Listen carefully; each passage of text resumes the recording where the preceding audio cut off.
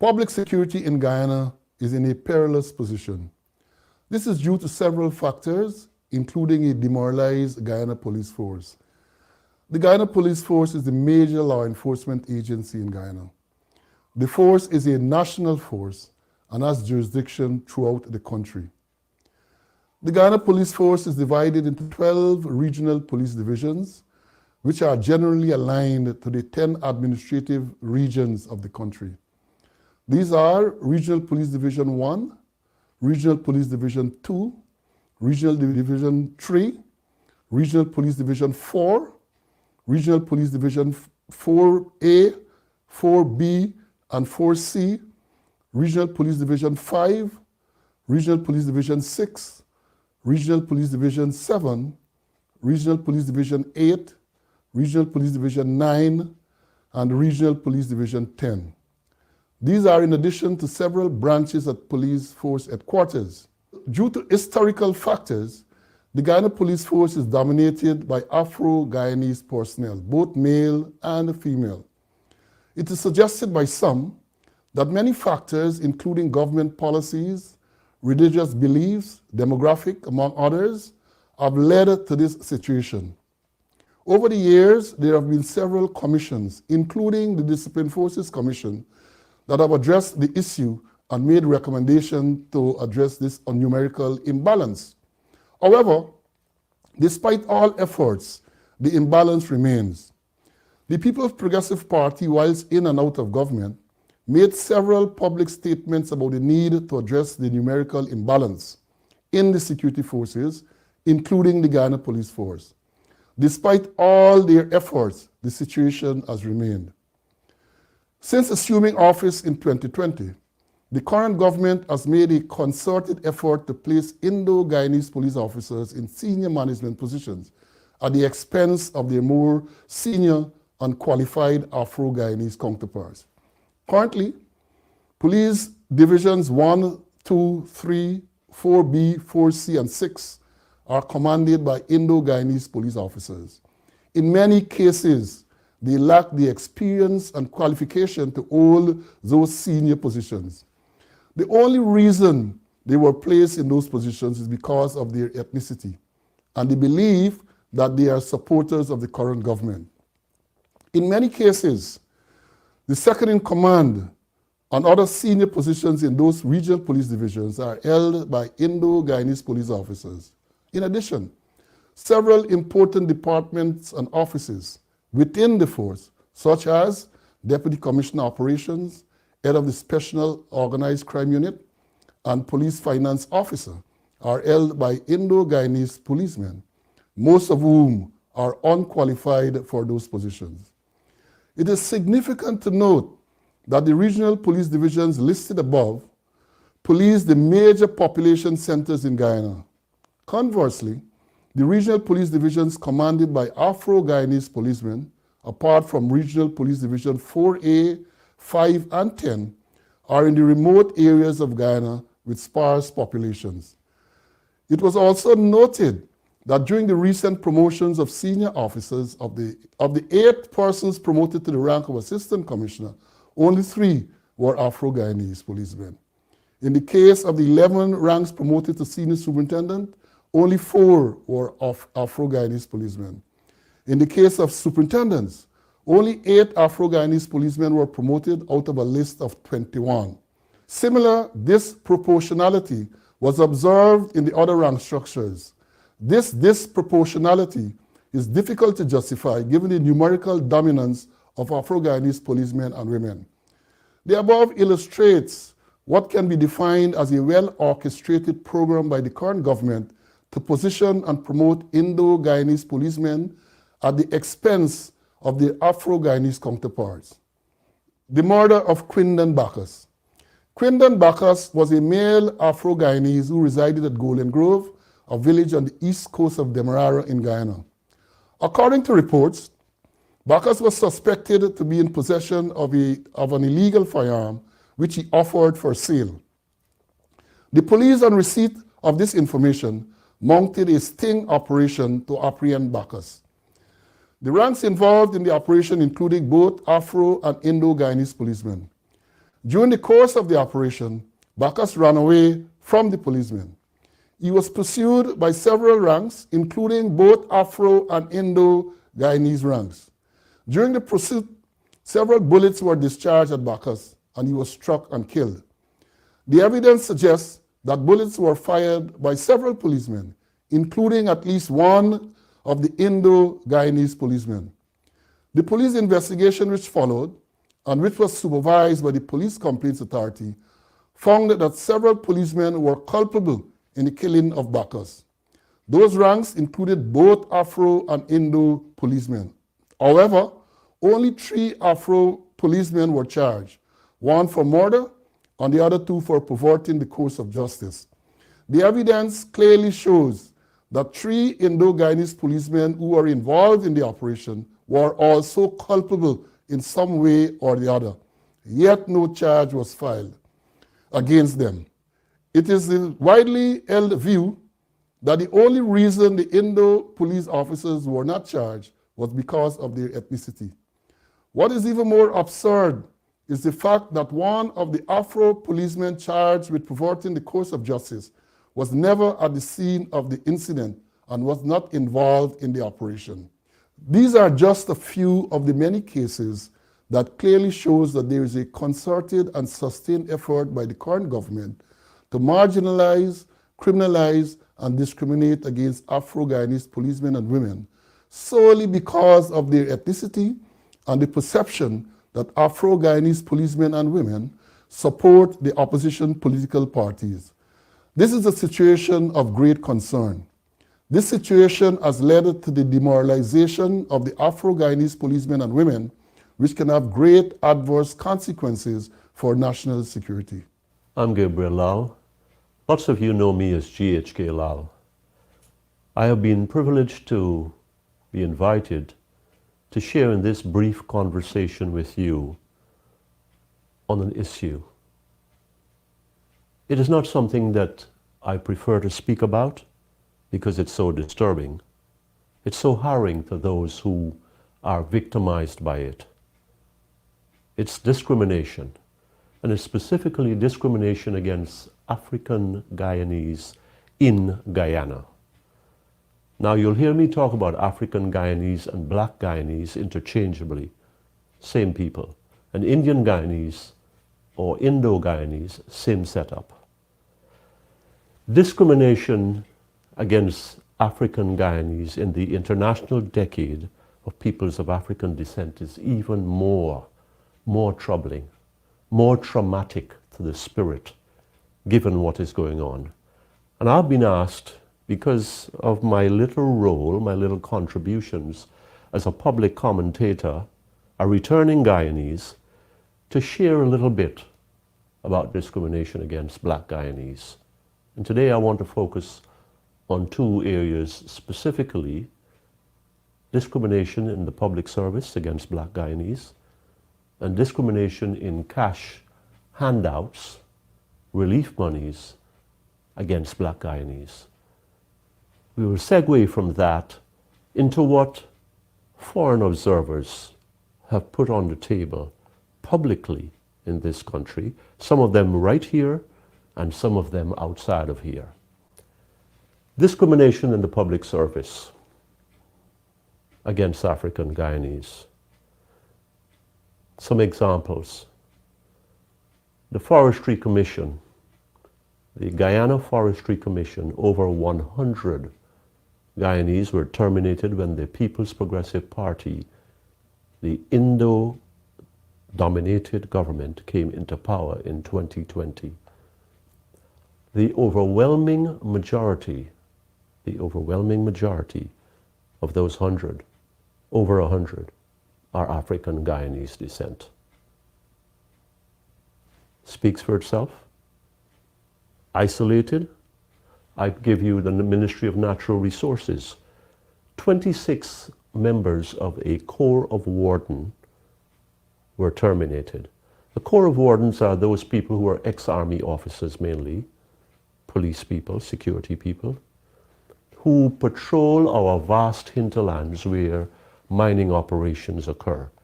I should tell you it's a wide open frontier, a pretty lawless place where the big and the powerful make their own rules as they go along.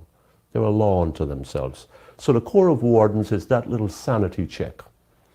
24 out of the 26 members of the Corps of Wardens that were terminated are of African Guyanese descent.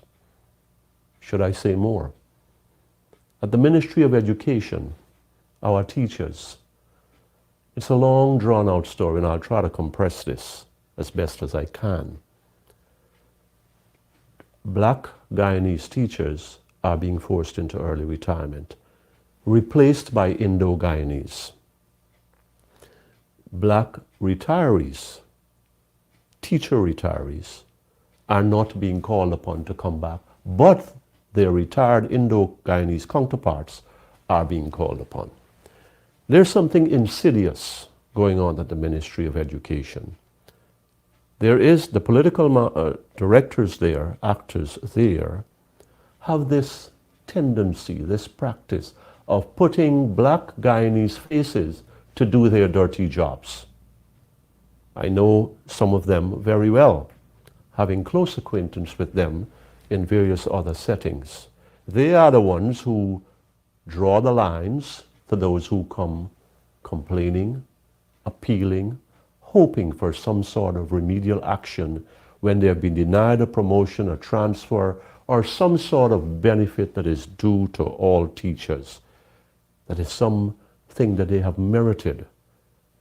Talking about merit, we have our teachers, and our black Guyanese teachers are being sent to the junior schools, where the senior schools, the top schools, are being peopled, predominantly flooded, is the word that was used to me, by Indo-Guyanese.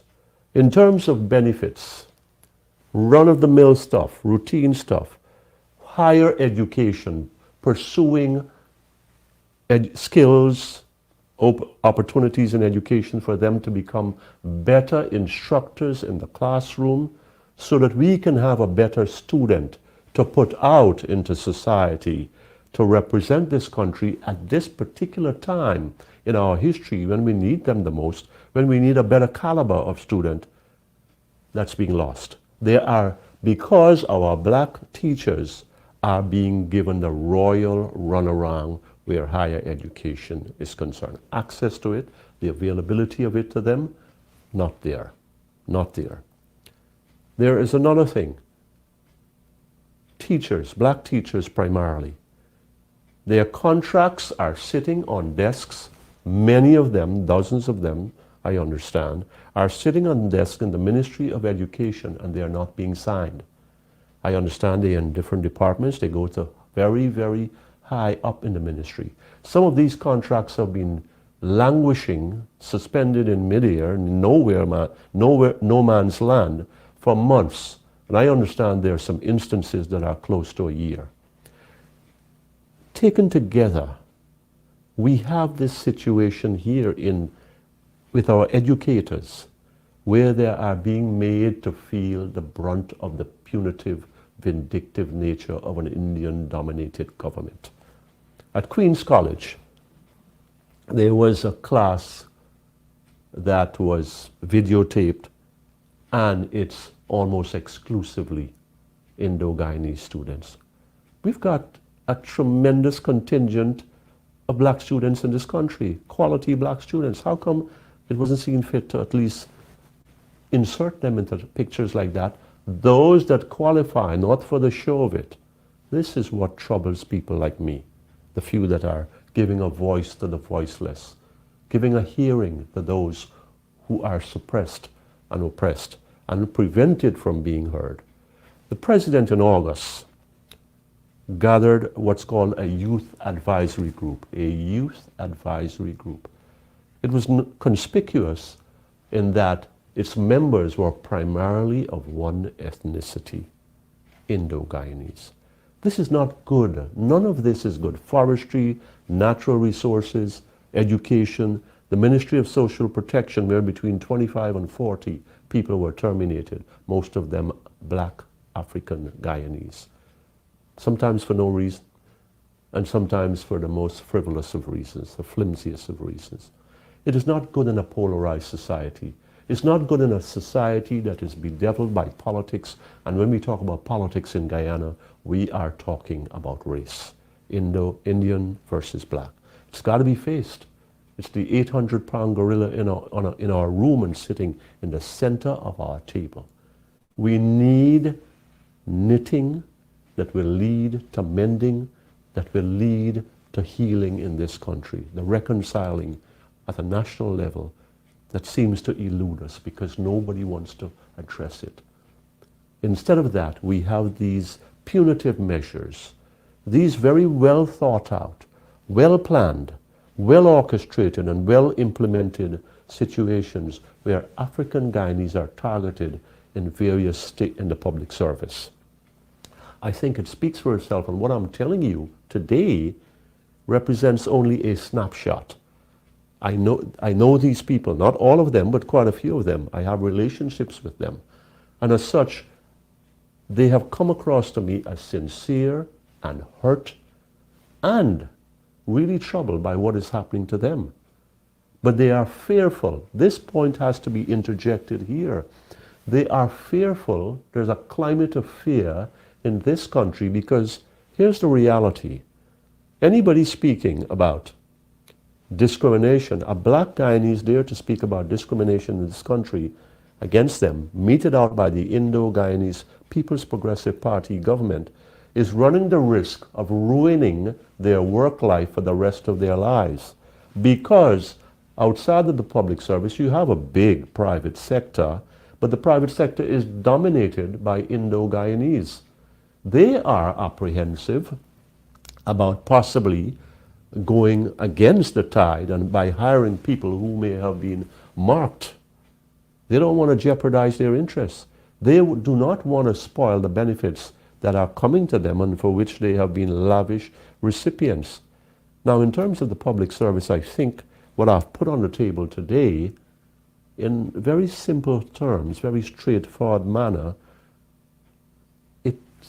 I think there is a sufficiency of persuasion here that we've got a problem. And I think it's a big problem. It may be overt, it definitely is covert.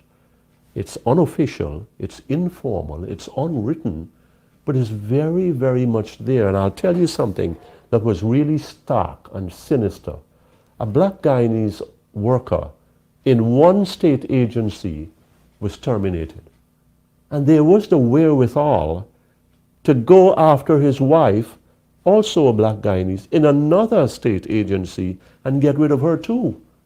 So this was not accidental or random, in my humble opinion. It's people, they're sitting down and there's some list, I don't know if it's actually on paper, some list somewhere where saying, these are the people that we don't want around here. These are the people that we need to be out of here. Public service, I've put it before you folks. This is what it is right now in Guyana, and it's traumatic and it's terrible. Cash handouts, the second issue I thought I'd speak about today. Cash handouts. We've had 5 of them. Call them what you want. Relief money, charity, a stitch in time. COVID-19. That was the one for 25,000 Guyana dollars that was truly national in scope, where everybody should have gotten. Most people got, including, let's be frank here, let's be fair, black Guyanese. But a number of people were left out for one reason or another. When I say left out, they may have been missed, they may not have been there, or they were just bypassed. Be that as it may, that one was national in scope. Sugar workers, which is predominantly Indian, the Prime Minister himself said in a recent writing that is 80% Indian. So that's 4 out of 5 Indian, so 20% the subtraction leads to black Guyanese. They got $250,000 in relief money. I think there was a second one in another place that all of them didn't get, but $250,000 for Indo-Guyanese supporters of the PPP Indian-dominated government. Fisher folk, they got 150,000. Another constituency, another sector of the Guyanese demographic that is primarily Indian. Farmers, we had what was called the biggest flood, one of the biggest natural disasters that we may have ever encountered in any form. And my understanding is that the monies that were shared out as cash relief was anywhere from $50,000 to as much as $2 million. Farmers have black Guyanese in the midst, but it's again overwhelmingly Indian. So there's a common thread here. There's a common denominator that keeps raising its head up. The constituencies that have benefited immensely in the six-figure amounts are Indian-dominated areas or sectors. The private sector, Indian-dominated, has benefited from all manner of exemptions and relief from the government. Now, indigenous communities, we're talking about primarily African Guyanese, indigenous communities were given a $25,000 relief fund. They are all riverine communities, so they are farmers and they are fishers, but they got that one. They have been discriminated against, and that's a whole can of worms all by itself. So when we look at it, 25,000 for Guyanese, all Guyanese. Black Guyanese got part of that, and the rest, they have been crying out for relief for the longest while. Public servants, we go back to them. They have been calling for a livable wage. They have been crying for a livable wage. They got 8%. Yet the people who were entertaining at the cricket carnival got 100% of what they got before. Something is wrong with the math there. Maybe something is wrong with my head, with my reasoning, and I'm willing to concede that. But I'm not willing to concede that 8% equals 100%, and all those cash relief monies equates to what African Guyanese got on the one hand for COVID relief versus what the rest, the Indo-Guyanese got in various sectors. Something is not adding up here. Or to put it even more bluntly, something is terribly, terribly wrong here. Using the public service on which I am speaking about and cash handouts, these two areas, I go now to the commentary, the postures coming out of officials in this country, recognized officials. Her Excellency, the U.S. Ambassador to Guyana, Sarah Ann Lynch. By my count, she has spoken 5 times about using the word inclusion. 5 times. The first time she lent her voice to that was in October 2020, 3 months after the PPP came into power. And she signaled her intention to be a part of any push for inclusion in Guyana with any civil society group. That was October 2020. July 4th, at her official residence, with the President of Guyana and the Vice President of Guyana in attendance among assembled dignitaries, members of the diplomatic corps. The Vice President, I should say, is a former head of state of this country for an extended period. In front of them all, she spoke about a number of things, but she used that magic word again, inclusion, the need for it. Go back a few months before, July the 4th, on the anniversary of Guyana's Republic Day celebration, President Joe Biden, in his message to this country, said, the United States stands ready to help us to reinforce democratic values. I think that's standard fare. But then he went on further, and to promote inclusive economic growth. We may try to beat this word inclusive down into the ground, but here are the others talking about it. U.S. aid spoke about it. Anthony Blinken, the United States Secretary of State, on July 27th, spoke about inclusion in Guyana and the need for it to President Ali and the Vice President, who were in a face-to-face discussion with him on an official visit. President, Vice President, Secretary of State, U.S. Ambassador, U.S. aid, an official state, United States agency, and the British officials have also spoken. A, B, C, D, and E, I think the Americans and the British are speaking for them. They're taking the lead on this.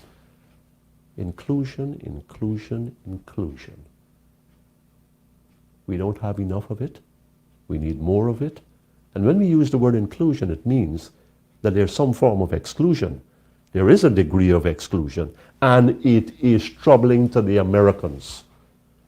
OPEC Plus has signaled that it's not going to, the Saudis particularly, is not so friendly to Western needs, given the Ukraine war. Guyana's oil become, I submit and I put on a table, Guyana's oil, its 11 billion barrels, becomes very crucial to Western interests. It's oil and gas.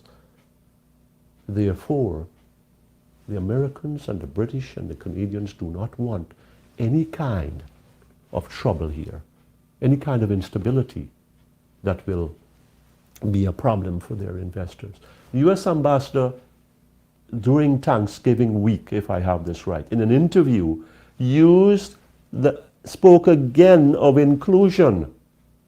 Again and again, this tireless worker, whether we like her or not, whether we agree with her or not, has been talking about inclusion. Something tells a silly fellow like me that she's onto something.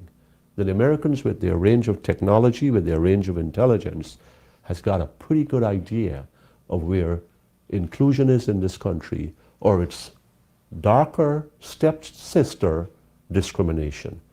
Some sectors of this country, some people in this country have used the word, the A word. It's a hated word, apartheid. And when it's used, I think, given where we are with discrimination, we have started through our practices towards that road. Emerging was the word that he used, and it caused a tremendous storm in this country. But what are we going to do with the storms? Try to beat them out of existence? No. You try to do something about it. The Americans are talking about it. I am talking about it. Others are talking about it. Look, all we're trying to do here is speak to some truth and shed some light. Discrimination exists in Guyana. It's raging, it's rampant, and it's wrong. I am Gabriel Lal. I'm grateful for the opportunity to have shared this little message, and I pray and I hope and I trust that it will touch, that there is some sort of intervention here. There's some sort of involvement that we can have better for African Guyanese first, indigenous Guyanese, and for all Guyanese. Thank you.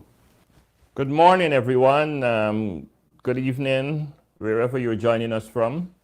My name is Trevor Ben, and I'm coming from Guyana on the South American coast. I'm here to discuss with you issues relating to land as it affects African Guyanese in the country.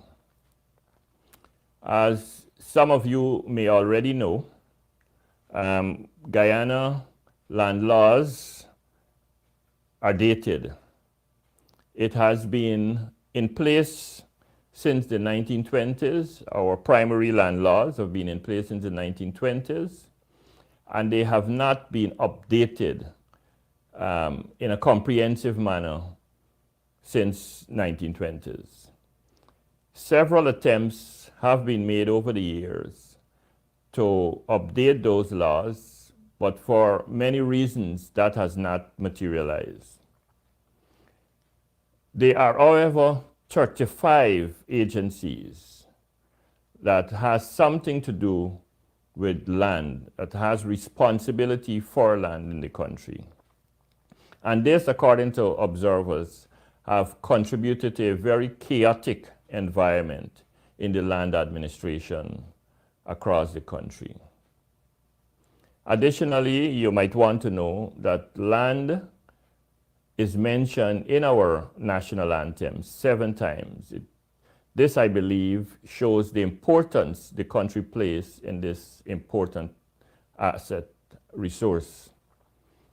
The Constitution as well gives us 2 specific articles that refer to land. Again, these articles are very important and speaks to the importance, of course, the government and the people of Guyana place on land.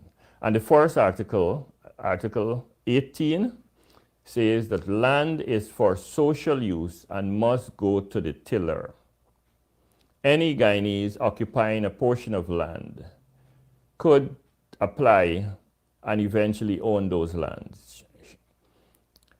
Article 19, every citizen has the right to own personal property, which includes such assets as dwelling, houses, and the land on which they stand.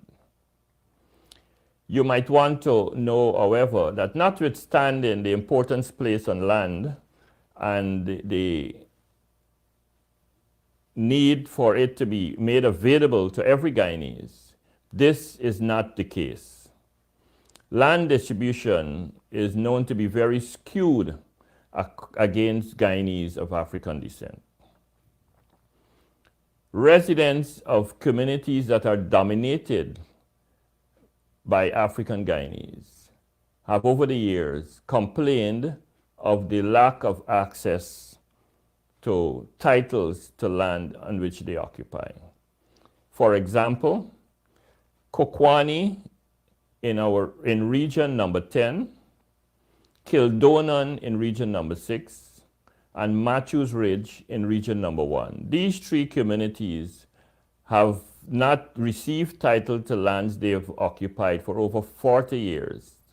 The first time they got title to those lands is in 2018, some 4 years ago, when a concerted effort was made to make sure that their wrong was righted. Many of these residents have been in occupation, like I said, for over 4 decades. In another African Guyanese community called Moka on the east bank of Demerara, over 1,000 acres, what the villagers considered to be ancestral lands, were leased to 4 Guyanese of Indian origin in 2014. The 4 individuals have no connection to any of the residents of the village. The lands, however, have not been occupied by any of the 4 individuals, although they possess the lease, and they have been presumably using it for collateral to acquire mortgages for the benefit of their families and businesses. Additionally, there is considerable bias in the distribution of land in Guyana. Between 1996 and 2011, large swaths of land, commercial, agricultural, mining, and residential land were distributed to mainly Guyanese of East Indian origin. The land distribution ranged between 1,000 and 100,000 acres to each landowner. It is believed that many of these lands were never occupied again by any of the people, and they again were used as collateral for loans. This is clearly a disadvantage to members of the African Guyanese community, given that whenever they do receive land, it is mostly for residential purposes.